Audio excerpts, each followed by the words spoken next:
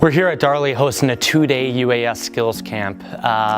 We had some inclement weather on Thursday. We did a lot of flying indoors, and one thing that we're really emphasizing to our customers is the importance of training and developing standard operating procedures.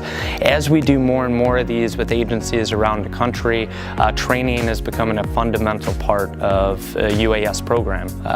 Buying equipment's easy. Developing your operating procedures and making sure your pilots are properly trained is the hard part. So we had a great time out this week training departments from Indiana, Illinois, Wisconsin.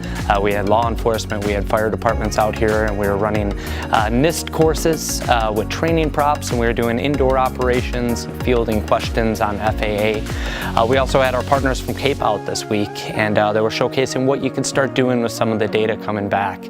So thanks for all those that came out, and we're hoping to do more of these in the future.